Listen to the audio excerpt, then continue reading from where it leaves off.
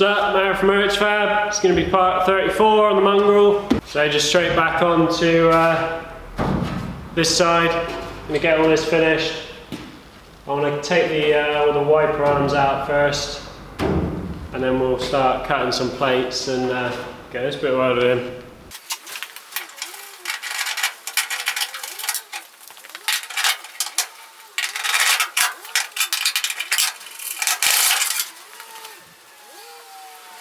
And these are vacuum operated, so when you weren't on the throttle, if you're on the brakes, apparently the wipers didn't work very well, so must have been a bit sketchy. I'll just have one single wiper, driver's side, and have it so it's like full sweep of the screen.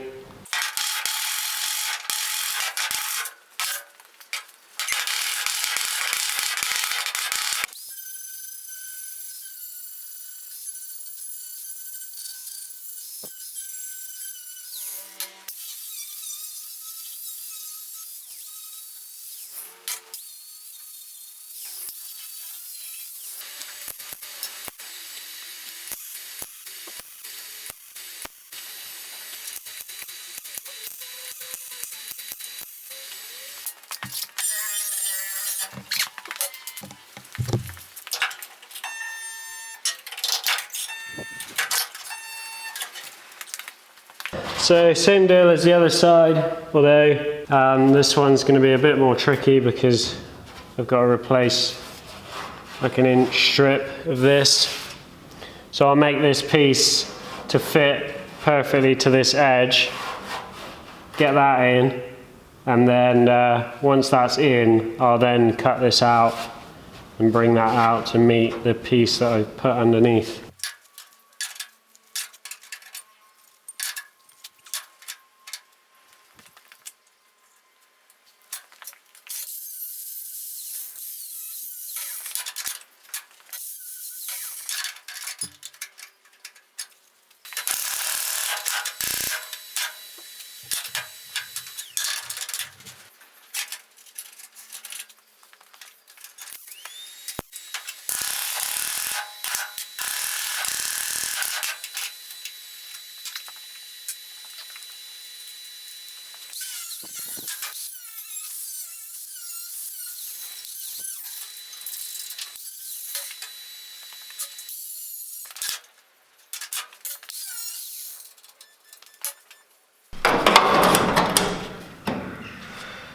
Right, so I got this roughly sort of where it needs to be, and a lot of people wanted to know like how you go about shaping stuff when you don't have any sort of metal shaping tools.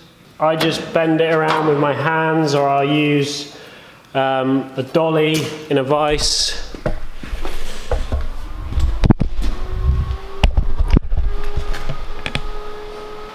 Like this. So if I just want to round off a little bit of a corner, you know, I just find the sort of angle that I need, and then just work at it with a hammer and dolly, and then I just clamp all the different ones in the vise. Like I've got a top of a hammer, so yeah, if I want to kind of like try and round out a little corner, I'll just stick that in the vise and use that. If I wanted to, that little edge on there, I want to round that.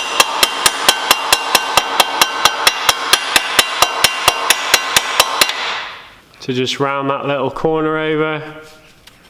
But there's loads of ways of doing it. I mean, I'll just clamp it in the vise, bend it around. And another thing that I would do, which I try and steer clear of like restoration and rust repairs these days, but when I used to do a bit more of it, I would keep a lot of old panels. You know, if I only needed to repair one section of something, I would cut that section out of a panel instead of repairing the whole panel. And then I would keep the rest. So if you had like, say I had this cut out of a panel, or maybe even an old panel that I'd cut out and one half was good, and it had like something in it that would be difficult to make, like that curve there with this little edge in it. You know, there's a lot of times you're going to need to repair around windscreens, So it would be worth keeping something like that. And I used to just have a pile of old panels that with all different kind of curves, and then you can just go and cut bits out of those and match it up to what you're doing. And that's another way of getting around, you know, not having thousands and thousands of pounds worth of metal shaping tools.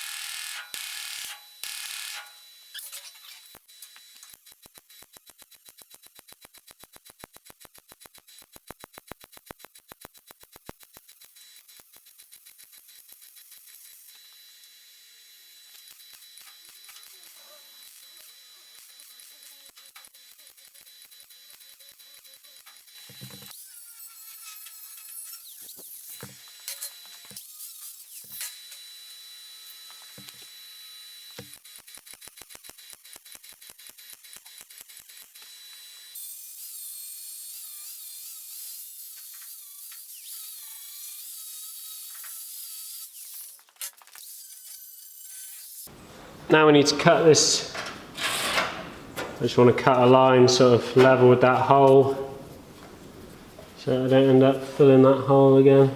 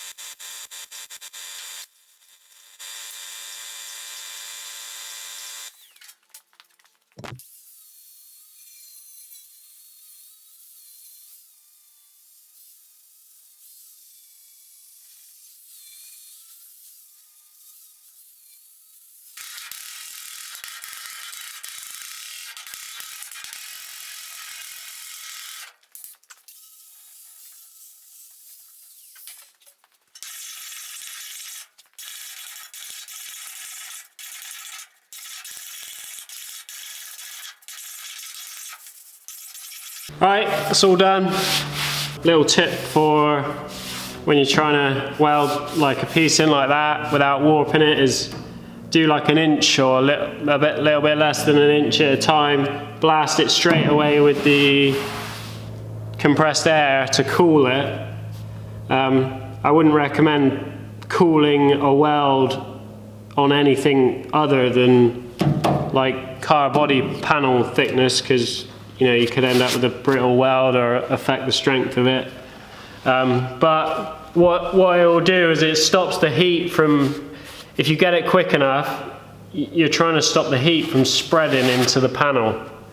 Like the further it gets into the panel, the more likely is you're going to warp it. So if you do a weld and then just let it cool by itself, that heat is going to have spread further into the panel and you're going to have more chance of this warping. Whereas if you can isolate it to a little area, you're not going to have as many problems. But and then if you're trying to butt weld a piece in and get it dead flush, it's going to come out as well as you line the two panels up. If you make sure that when you get all the panel tacked in that it is completely level, so like get your tacks on and then hammer and dolly in between the tacks so that there's like, so that you can run your finger over the join and you can't actually feel a ridge. Because if you can feel a ridge, when you come to flat your weld off, you're going to be cutting into the material that you'll actually be thinning out one piece of the material if one side is raised up. Like a glove. Alright, that is all I'm doing for today. I only got half day today to mess around with this, so sorry that that's just the same video as yesterday on the opposite side, but that is the life of doing this work, so that's all I got. Thanks to everyone that signed up to my Patreon yesterday. Had about 40 new people join that, so that's awesome. It's going to really help with keeping this going. So now this bit's done, I need to, I'm going to cut these off, trim these front plates back, probably lock that off, and then stick it back on the rollover jig. And then we've got all these sort of repairs down in here that need doing, both sides. So that's going to be where I'm going to start tomorrow. Need to get the doors off and just finish a couple of little bits in the back edge of the pillars as well. But yeah, happy with that.